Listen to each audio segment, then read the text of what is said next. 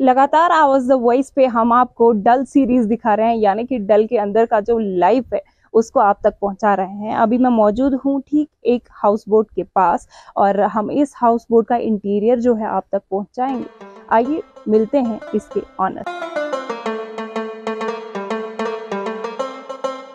थोड़ा बहुत हमारे व्यूवर्स को आप अपने हाउस बोट के बारे में बताइए। कंपार्टमेंट्स कितने हैं, क्या कुछ है यहाँ? देखिए, ये जो हाउस बोट है इसमें हमारे पास 2 बेडरूम है।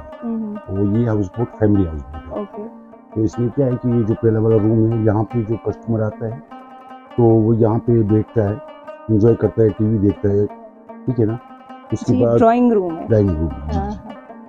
और डाइनिंग रूम के बाद हमारे पास यहाँ पे डाइनिंग हॉल आ जाता है, जहाँ पे कस्टमर ब्रेकफास्ट, डिनर, लंच करते हैं। ओके। आइए मैं दिखाता हूँ।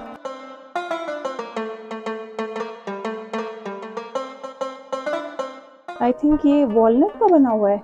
जी जी, ये हमारे पास मेरे ख्याल से 40-50 साल पुराना है। आज ऐसा बनना मुश्किल है। ये 1 पीस टेबल है। जी जी। इसकी कीमत क्या होगी? ऐसा वाला टेबल मेरे ख्याल से 50 इयर्स ओल्ड। ये तो एंटीक में, वन काइंड ऑफ एंटीक है। इसकी कीमत होगी 1.5 लाख 2 लाख। ग्रेट। तो ये जो है ये डाइनिंग एरिया है। जी, यहाँ पे ऑलमोस्ट कस्टमर बैठ के खाना खाता है। ब्रेकफास्ट, डिनर का जो सीन होता है वो यहाँ पे होता है। ओके। आइए मैं आपको दिखाता हूँ बेडरूम्स। जी।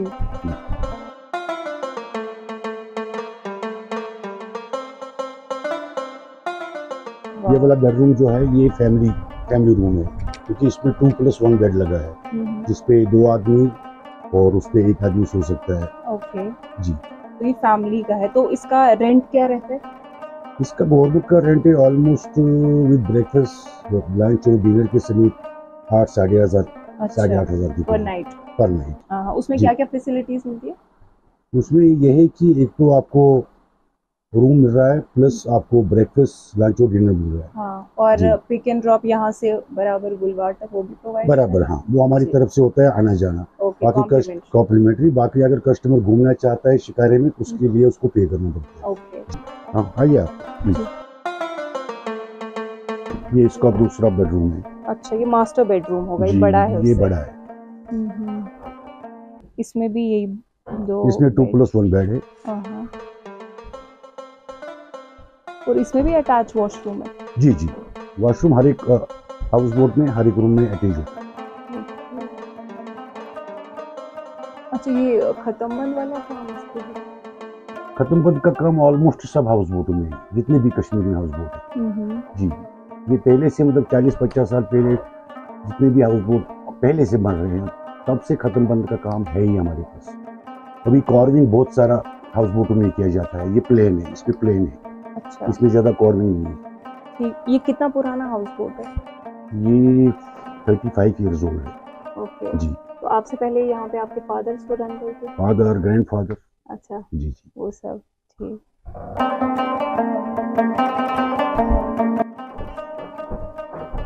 ये हमारा एक कस्टमर था, उसने भेजा था तो उसने लगा दिया। अच्छा, मेमोरी। अभी तक कितने कस्टमर्स केटर किए होंगे आपने यहाँ पे? थाउजेंड्स। बोथ फॉरेन एंड ज्यादा पहले हमारा जो काम था पूरा फॉरेन होता था। जो 3 महीने पहले बुकिंग करता था उसको यहाँ रूम मिलता था हाउस बोट में। फॉरेन ऑलमोस्ट बुक रहता था 2-4 महीने। अभी क्योंकि हालात वैसे नहीं है, फॉरेन बहुत कम आ रहे हैं। अगर फिर से फॉरेन यहाँ आने लगेगी तो हमारे पास हाउस बोट बहुत कम है फिर। अच्छा, अभी मतलब आर्टिकल के खत्म होने के बाद जब से फिर नॉर्मलसी आई है कश्मीर के अंदर, तो काम क्या उसमें कोई इजाफा हुआ है? काम में देखिए, ऐसी बात है कि कोविड था, 370 हटा, और दिमाग में लोगों के क्या था कि अरे शायद कश्मीर हमारा नहीं है। तो उसके बाद ये हुआ कि सब लोग कोविड से निकल आके क्या सीधा कश्मीर आए, क्योंकि वो दूसरी किसी जगह जा नहीं सकते थे फॉरेन। तो उससे काम बढ़ गया था बहुत सारा, नो डाउट। 1-2 साल काम चला, पर इस साल हमारा काम में बहुत प्रॉब्लम्स हुआ। जो अमरनाथ की यात्रा शुरू हो गई, जो भी उसमें लोग यहाँ आना चाहते थे श्रीनगर, जिनको हाउस बोट में रुकना था या होटल में, उनको नहीं आने दिया। अच्छा। उनको वहीं से वापस भगा दिया। तो उसकी वजह से जो बाकी टूरिस्ट आने वाले थे, जो मतलब यात्री नहीं होते थे, क्योंकि उन्होंने एक टाइम टेबल बनाया था जिसमें ये था कि भाई आप 1:30 बजे से या 2 बजे तक आपको पहलगाम से वापस निकलना है। वो बड़ी डिस्टर्बेंस थी टूरिस्ट के लिए। इसकी वजह से ही फिर टूरिस्ट यहाँ बहुत कम आया इस साल।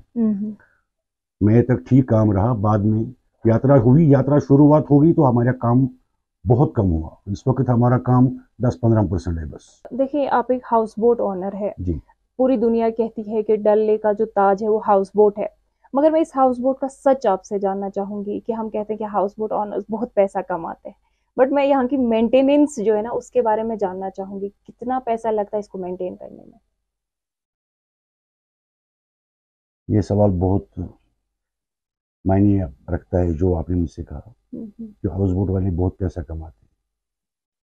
इस पे मुझे बहुत हंसी आ रही है। एक हाउस बोट वाले के पास 2 रूम या 3 रूम का हाउस बोट होता है, 3 रूम पे वो कितना कमाएगा, जबकि एक होटल वाला 40 रूम 50 रूम, उसकी कभी बात नहीं होती है।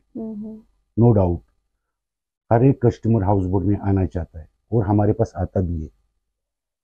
हमारी यही कोशिश रहे वो खुश होकर वापस चला जाए। प्रॉब्लम यही कि हमें हाउस बोट को मेंटेन करना है, उसके लिए हमें चाहिए लकड़ी। जो लकड़ी मार्केट में अवेलेबल है पर बहुत महंगी है, बहुत महंगी, 6,000-7,000 फुट, और उसमें भी A क्लास B क्लास लकड़ी नहीं, मतलब वरिष्ठ क्लास की लकड़ी है। अब गवर्नमेंट ने कहा था पिछली बार 1-2 मेरे ख्याल से 1.5 साल हुआ कि हम लोग आपको लकड़ी देंगे, वो भी सब्सिडी पे। मगर जिस तरह से हम देख रहे हैं सपना आज से 40 साल से या 50 साल से, बस इस बार भी ऐसी लगा कि वो सपना ही था। बोलते थे 20-30 फुट लकड़ी हम हर एक हाउस बोट वाले को सब्सिडी पे देंगे। हम लोगों ने फार्म भरे, नो डाउट हम लोगों की खुशी हुई कि नहीं, अभी जो LG है वो कुछ ना कुछ करेगा, पर सब कुछ हमें लगा कि ज़ीरो है। हम लोग इस चीज़ के लिए बहुत परेशान है कि हमारी में हाउस बोट्स कब मेंटेन हो जाए, ताकि जो आजकल के टूरिस्ट जो यहाँ आना चाहते हैं उनको चाहिए कुछ नया। ये जो हाउस बोट हमारे पास थे 30 साल 40 साल पुराना है, इसमें अब जो नया दिखाना था उसके लिए चाहिए पैसा। अब जो हम कमाते हैं, जो हमारे पास इतने साल बेकार रहे, उसका जो इलेक्ट्रिसिटी का बिल आया, पानी का बिल आया, अभी हम उस बिल को क्लियर नहीं कर पा रहे। ठीक है ना, ये मेरे साथ नहीं, ये ऑलमोस्ट सबके साथ है। और एक ही बार क्या, हमें वो पेमेंट करना ही करना है। उस चीज को इन्होंने एक भी पैसा हमसे माफ नहीं किया। तो मैं ये कहूंगा कि एक तो हमें लकड़ी चाहिए किसी भी सूरत में अगर आपको हाउस बोट जिंदा रखना है जी। और दूसरा जो है कि हम लोगों को जो बिजली का फीस है या वाटर जो पानी हम लोग इस्तेमाल करते हैं हाउस बोट में, उसमें डिस्काउंट किया जाए। पानी कैसे आता है यहाँ पे, पाइप्स बिछाई गई? जी जी जी, म्युनिसिपैलिटी का पानी जैसे आप लोगों के घर में, हमारे घर में आता है, सबके घर में, इसी तरह हमारे पास भी आता है। वही हम पानी हाउस बोटों में भरते हैं, वही पानी हम खुद को यूज करते हैं।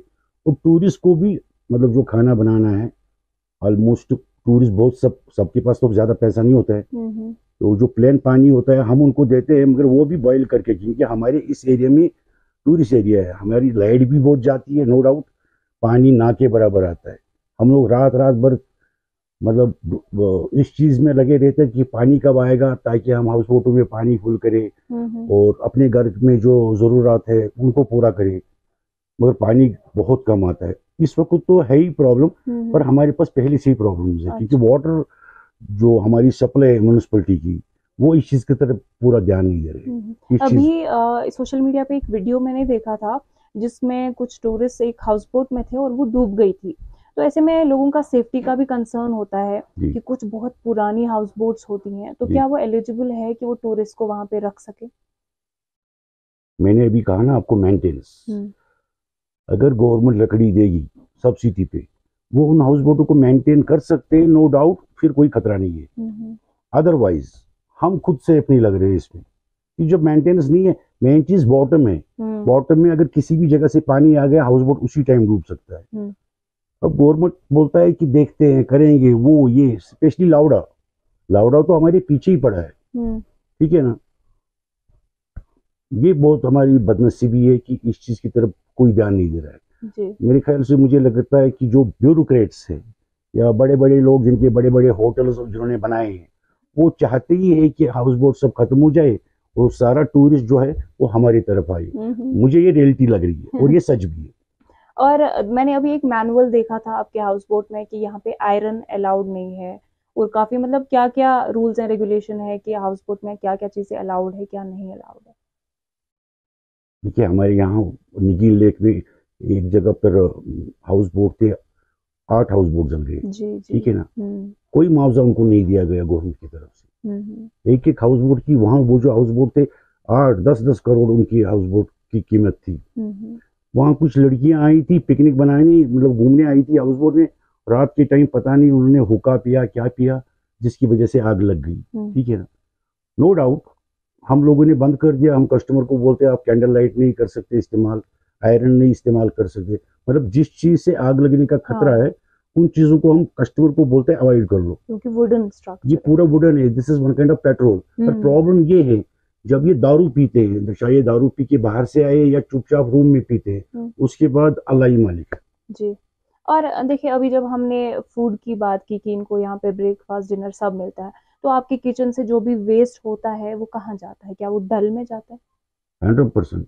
हम लोग जितना भी फूड हमारे पास हाउस बोट से एक्स्ट्रा होता है, जो कस्टमर खा के जो बच जाता है, हम लोग वो पानी में छोड़ देते हैं, क्योंकि हमारी यहाँ पे जो फिश है वो उसका वेट करती रहती है, आप यकीन नहीं करेंगे। और चाहे हमारे घर में जो भी खाना पकता हो, जो हम खाएंगे वो एक शाम को वही खाती है। अच्छा जी। और यहाँ की फिशिंग जो है मुझे लगता है वो कम हो गई है पहले के मुकाबले। उसके लिए फिशिंग डिपार्टमेंट इसका जिम्मेदार है, सबसे बड़ी बात है, क्योंकि इलीगल फिशिंग हो रही है, बहुत इलीगल हो रही है। हमने देखा, मैंने पिछली बार 2 वीडियो बनाई इसके ऊपर। हमारे यहाँ ये लोग नेट यूज करते हैं, एक हो गया गोल नेट, उससे अगर फिशिंग करेंगे वो जेन्युइन है। ये जो दूसरा नेट यूज करते हैं, उस नेट में प्रॉब्लम क्या है, उसको हम फांसी का फंदा बोलते हैं। जो भी मछली आगे जाएगी या पीछे जाएगी उसमें फंस जाती है। वो इलीगल है पूरे कश्मीर में। इन्होंने वो तेलबल नाले में भी इस्तेमाल किया, निगिल लेक, ये दोनों जो रिजर्व है उन जगहों पर इस्तेमाल किया। डल लेक की तो कोई बात ही नहीं है। अभी आप देखिए, बाहर निकले 10 मिनट के बाद आपको पता चलेगा किस तरह से लोग आके उनको पानी में डाल के रखेंगे, सुबह चले जाएंगे।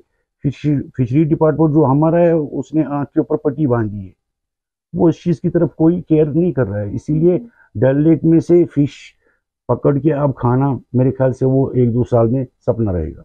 टूरिज्म को लेके क्या लगता है आपको, कितने टूरिस्ट इस साल आए हैं और बुकिंग्स किस तरह की रही है, कोई डेवलपमेंट नजर आया? इस साल जो हमारा टूरिस्ट का काम रहा, मैं आपको बता रहा हूँ, मार्च से हम लोगों ने काम शुरू किया था, अप्रैल मई जून, मतलब जो ही अमरनाथ यात्रा शुरू हो गई तब तक हमारा काम बहुत अच्छा जा रहा था। चाहे वो होटल थे, हाउस बोट थे, घोड़े वाले, शिकारा वाला, सब बिजी था।